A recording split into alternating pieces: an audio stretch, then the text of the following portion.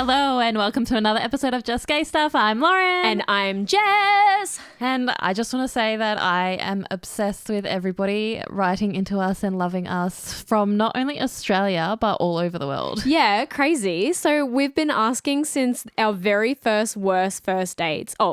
Spoiler, if you didn't see the title, this is Worst First Dates Vol.5, baby. Yeah, so if you didn't see the title, that's what it is. And from our very first Worst First Dates, we have been so what's the word? Inundated. Inundated, that's the word. We've been so inundated with messages and stories that we actually had to create a separate folder in our inbox. Yeah, we did. I think the fact is as well, like we've had people overseas being like, oh, these are my favorite episodes. And honestly, they're a favorite of ours too. Yeah, I love these episodes. I feel like we get to really connect with everybody who listens to us, and the fact that you guys are so willing to share your stories with us makes me feel pretty warm and fuzzy inside. Yeah.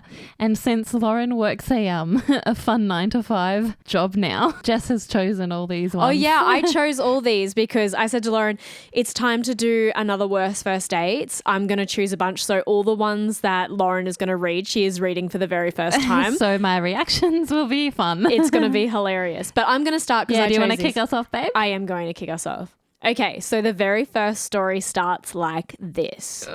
I went on a date with a girl I had met at a coffee shop. It was my first lesbian date experience. I was femme and I guess she was what you would call STEM. This is an important fact later. Okay. We had organised for her to come to my house for dinner. I lived with a housemate that was really cool about having people over, so she made herself scarce the night my date was coming over. What a good housemate. Yeah, legend. When she got there, I opened the door to see that she had brought her brother along. She said she never goes to other people's houses without backup, quote unquote. I kind of understood, but I also thought a message or a heads up would have been nice. Yeah. Yes. I get it. Look, I understand needing the backup, but again, that is why we don't meet at people's houses and we meet in public places, Exactly. like at a shopping centre where there's so many people around and you don't have to bring your bro. Yeah, you don't have to bring your bro to your first date. Yeah. Thinking it was only us, I'd only made dinner for 2 people. That ended up being fine as her brother sat in the living room for our whole date watching TV. Weird. It was awkward because I felt like we couldn't have big, honest conversations while someone else was around. After we finished eating, she insisted we go to a local bar that wasn't far from where I lived. I complied, thinking this would be a way better atmosphere to get to know her rather than just me, her, and her brother in my house. So weird. When we got there, we ordered drinks and she talked about money for the next hour, constantly pestering me about how much I made in my job. Nah. Then she kept making these weird comments about how I would look so much better if I shaved my head. What? So this girl was femme. Yeah. And the other, yeah, okay. So she clearly, Not on, man. she's not into femmes, but she didn't have to date you. Okay. Yeah. She knew what I looked like from all the times I went into the coffee shop. If she didn't like femme girls, she shouldn't have agreed to the date with me. Totally. After another hour of constant pestering about my looks and money, An hour? Jesus. a certain song came on in the bar and she instantly started crying because it was her dad's funeral song and it had only been a few months. Needless to say, this was the worst date of my life. I think ultimately we weren't compatible regardless of all the times we had flirted when I got coffee. I never went back to that coffee shop again. Fair. Very fair. That was like a roller coaster of emotions from that date. Sad you had to give up your coffee shop though. Yeah, it is sad, but also people, you don't get to tell people how they should dress or what they like. Yeah. If you are not attracted to them, that way you don't have to agree to go on a date. There's actually a few stories in this episode that is that. Similar? Okay. Yeah, but not with looks, just like telling people what they should do or what they should, yeah. All right. Well, I guess I'm going to go on this. Yep. This one. Go on this roller coaster Go on with this me. next roller coaster. I matched with a girl on Tinder who seemed to be not like other girls I'd spoken to on there. If you know Tinder, you know it's not easy to get flowing conversation and people willing to even get a date with you. That's so true. Yeah. We chatted for a couple days on and off, but the conversation was good. Seemed to be open and honest, and we eventually decided to meet at the bar. Oh, yay, they got to a bar and not a house. Oh, yeah. They got to a public space. A public space.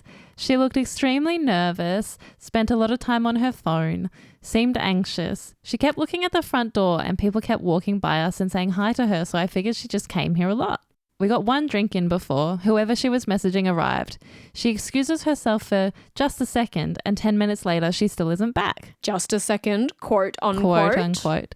At this point, I'm sitting by myself on my phone, drinking my drink alone, wondering if my date is ever coming back. Well, that's sad. It was sad.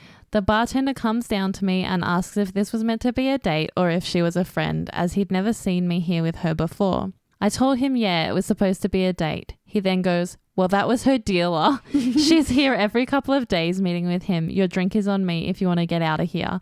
I can guarantee she won't be back anytime soon.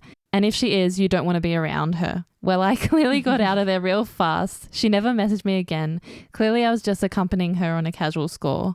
That's pretty bad. That's really bad. That's so sad. I think there's this point where you're literally just being used by somebody. Yeah. It's like, oh, I don't want to go to the bar and score by myself, so I'll drag someone else there with me. Yeah, and that's just so sad, especially like you don't know this person's backstory or how long it's been since they've dated or if this is their first LGBT. Like you don't know what's going on behind someone else's scene. So for them to then end up in that situation is like really harrowing. Okay, next story. I matched with a girl on Bumble and we seemed to hit it off really well at first, and she was really cute. In every picture, really cute. No. She asked if I wanted to go meet up at a brewery in the city at a certain time. I agreed, as I do like a good beer and am not one for fancy restaurants. Fair. Earlier the day of the date, I sent her a quick message saying how much I'm looking forward to it and confirmed the time that we were going to meet. She says she's looking forward to it too, but something has come up and she might be a little late. I offer to meet up 30 minutes later and she said not to worry, it would only be a few minutes, so let's still aim for the original time. Oh no. When I get to the place, I get there a few minutes early to stake out a table. Saturdays are the busiest night.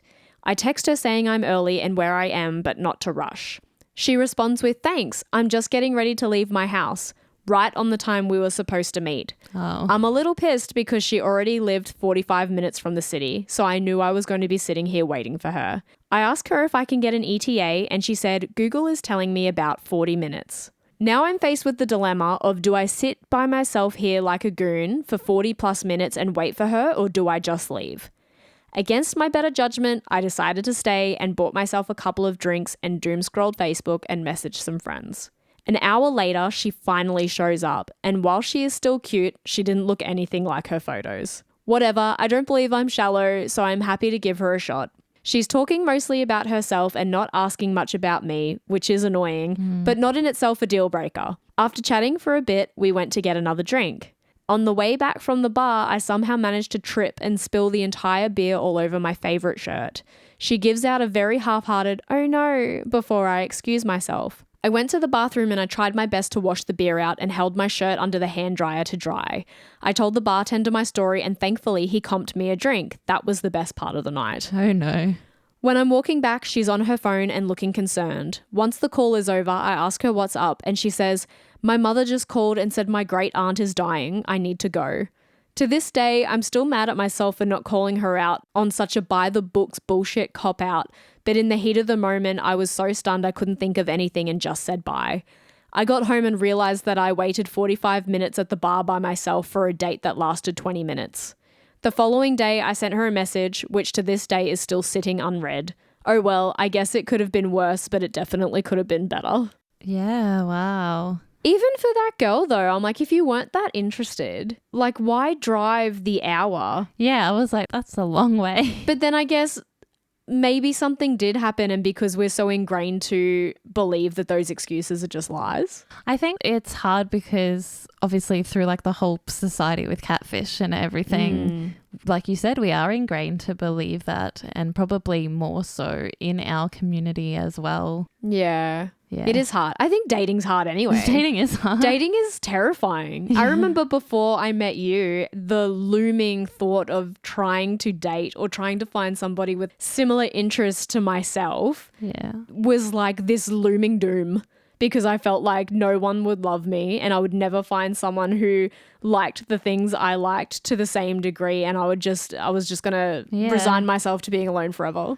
Alone with your dogs. Yeah. Yeah. Dating is hard. Dating is hard. And I think it's harder when you're out of the game and then have to be thrown back in. Yeah. Especially when you've been out of the game for so long. Yeah. All right. Another story. Hi, Jess and Lauren.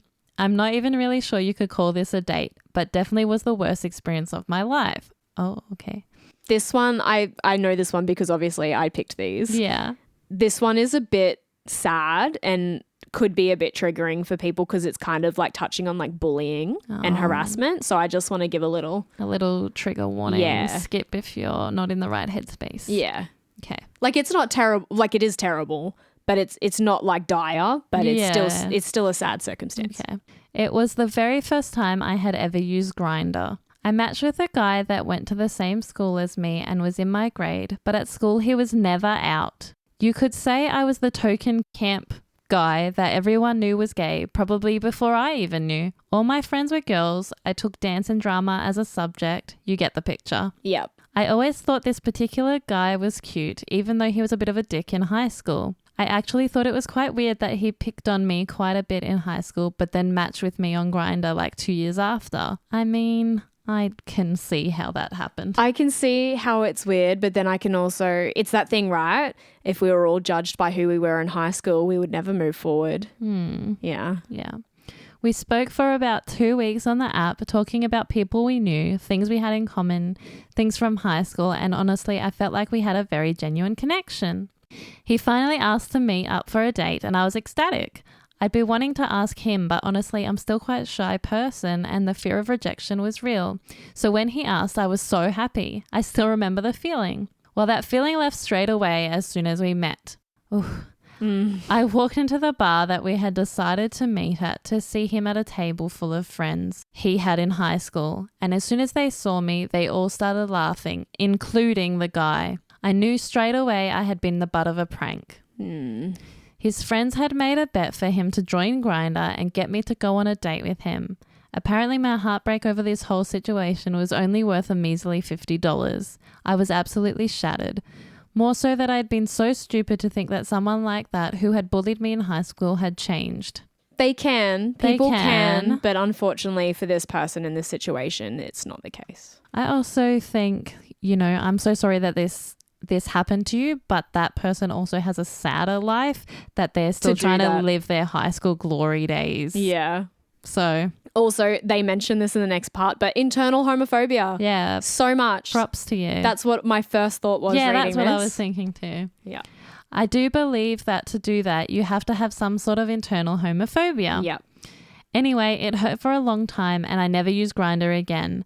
But I am now happily engaged to the man of my dreams, and that ridiculous prank is just a shitty drop in the ocean compared to my hubby-to-be. Thanks for listening. That's a cute ending. Okay, warm ending. That ended nicely. Thank God it was a warm ending because honestly, that was pretty sad. I think if anybody is doing that to people, like what's in it for you? What, a laugh? Why is it even funny? It's not funny. That's what I'm saying. They're just trying to relive their, You're just a dickhead. Glory days, and they're idiots. Yeah. All right. This isn't a queer story, but I really wanted to write in from before I realized I liked girls and was still dating silly, silly boys. We met on the typical Tinder and went on a date to a sushi restaurant.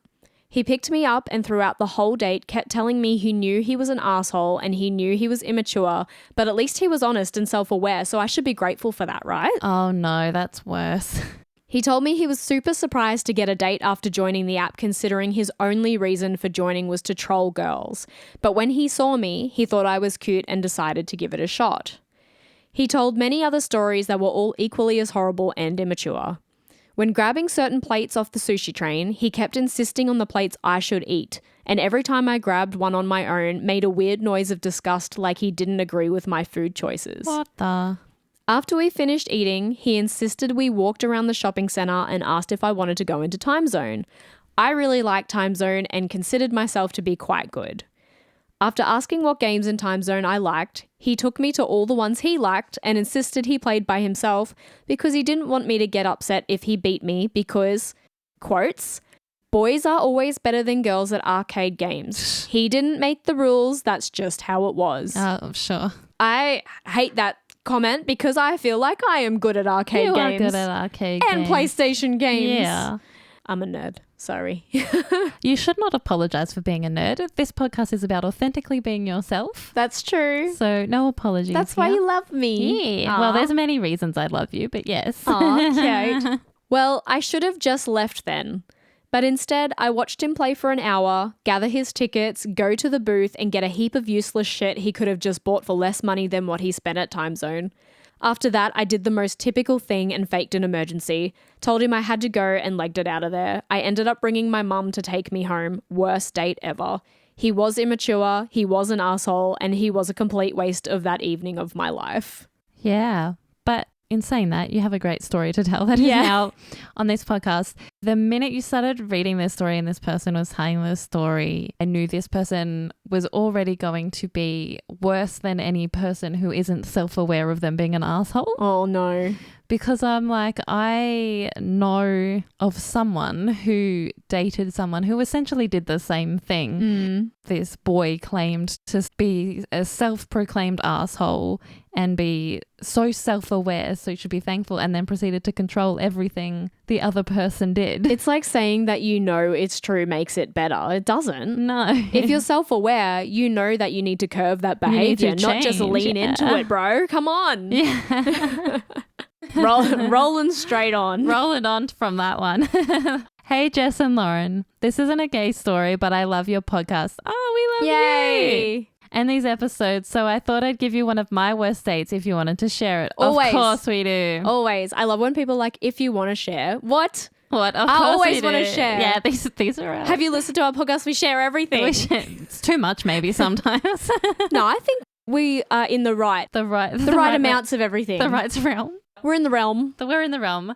We're in the realm of Worst First Dates Vol.5. Okay, getting back to this story. I met this girl as part of my mixed touch football team. We had on and off flirted for most of the playing season, and before the end, I had made a deal with myself that I'd ask her out on a date. Cute. Yeah. She happily agreed to go to breakfast with me on the coming Saturday. I picked her up from the address she gave me and took her to a nice cafe by the water. That sounds like a dream. That does. I wish we had time to do that. Yeah, time. What's that?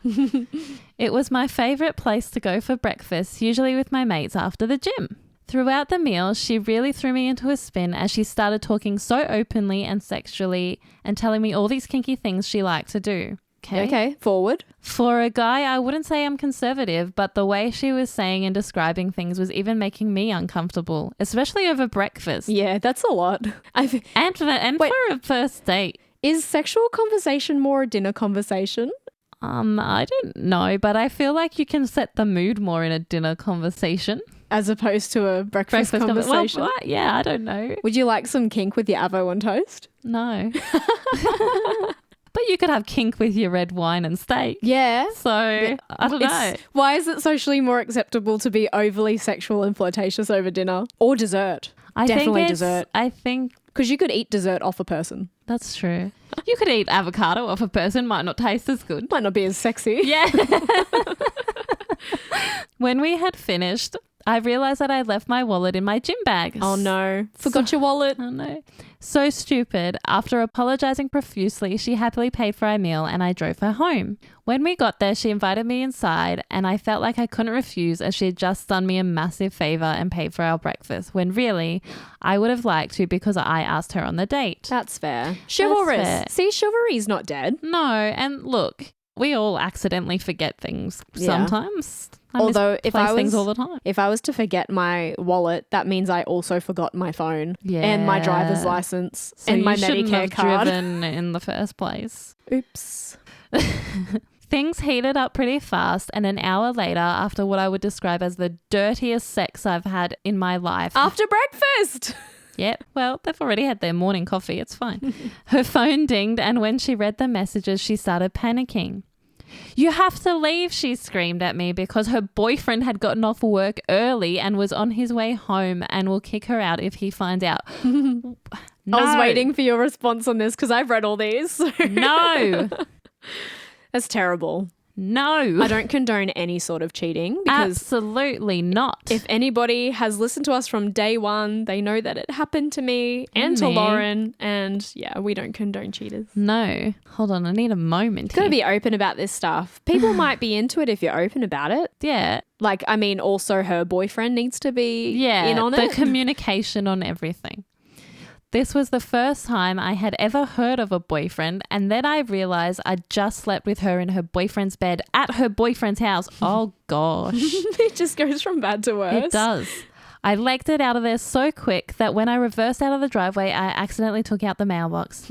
I've done that. How's she going to explain that one away? Yeah. You've done that, have you? I've reversed out of the mailbox, not... You reversed out of the mailbox. I mean, what were you doing in there? I've reversed the car over my aunt's mailbox. Why am I not surprised? You're like the worst driver I know. Yeah, when we first met, you said I got my license out of a cereal box. You did. And I'm not the worst driver you've ever met. To this day, you keep proving that point. No, I've gotten better. Okay. Thank you. Okay. You've said so in the past. Keep going. When I got home, I found a nice ding in my back bumper. Nah, Both damn. of them. What an adventure that was. The worst part was after this, she kept texting me at random times, telling me her boyfriend wasn't home. I could have taken advantage of this situation, but I didn't. I ended up blocking her number. Good on you for not taking advantage of the situation. Good on you for having morals and respect. I love that. She must have somewhat got the picture, because when the next season of football started, she showed up to one training session, realised I was still playing and never came back. I wouldn't say it was the absolute worst day. It was definitely an adventure. But I think the worst part about it was the lying and the constant reminder of it from the damaged rear bumper of my car. Yeah, that sucks. That was a lot. Okay, I think this is the last one for this episode. Okay. Hi, Jess and Lauren. This is my shameful Tinder date story. Don't worry, we've all got one. I'm a guy who met a guy on Tinder. He seemed really nice and on the app kept conversation flowing nicely. Because as we know, good conversation is hard to find on a dating app. It is. It's usually, really is. Hi, how are you? Good, how are you? That's it. ... When we finally met up for a date, his pictures were easily 10 years younger than he was, which is fine. I probably would have swiped on him regardless because I don't mind an older man's. He was half an hour late and after apologising over and over, ordered us drinks without asking me. I don't drink, but initially thought the gesture was nice. Yeah, he was trying to be nice, so. Yeah, it might change. Your perception might change. Oh, okay. I had already told him that I was sober when talking to him on the app, which I reminded him of, and he replied, I can never remember which person is what. Oh, no. Which immediately made me feel shit. Okay, he was talking to more than one person, but that really stung. And then he told me he thought it was rude of me to not drink a drink that he'd bought even though I was sober. I reiterated how important my sobriety was to me and watched him drink both drinks. He then told me story after story, everything in his life down to all the other guys he was talking to. I think I counted about 7, not including me. Ouch, that stung again. I finally got the shits because he wasn't letting me get a word in sideways. So I ended up just blurting mid-sentence, do you want to even let me talk and get to know me, or should we end the date here? Fair. He then apologised again and asked me a few questions about myself. The whole time I was speaking though, he was texting on his phone. I break again. Do you even care what I have to say? He got agitated and replied to me in a half yell, I'm listening, but because you wanted to talk, I'm writing down all the things I want to tell you when it's my turn to talk again. Oh, no. I essentially called the date there. Clearly we weren't going to find common ground, even in easy conversation. Oh well, he had 7 other guys who he could piss off in the meantime, while trying to find his forever after. I often wonder if he did. No, he found 7. He probably worked his way through all those people and pissed them off too. Yeah, probably. Oh my gosh. Well, there was a magical number 7 worst first dates. Yeah. We hope that you enjoyed them. I did. I did. I definitely did. I think the highlight of this one was... How could you can't choose. I don't like any of them, to be honest. I think they're all terrible. That's why you wrote them in. But I think the gentleman who had the dirtiest sex of his life and then took out a mailbox for me. Oh, yeah. That was the highlight of this That's pretty episode. funny. Well, we hope you enjoyed it. Sure do. We hope you got a laugh out of it, which is more importantly. That's why we share these stories and have a big old laugh together about some of the shitty things that happened in our lives. Just fun to have a little giggle and look back at the silly things that have happened. Yeah. Well, in the next few weeks, we have some really exciting episodes coming up. So Sure do. please stay tuned. And until next time, You better remember to stay gay, motherfuckers. I'm talking about, you're talking about, we're talking about just gay stuff. Thanks for joining us on another episode of Just Gay Stuff. Make sure to follow us at Just Gay Stuff Podcast on all your socials and write to us with your stories at justgaystuffpodcast@gmail.com.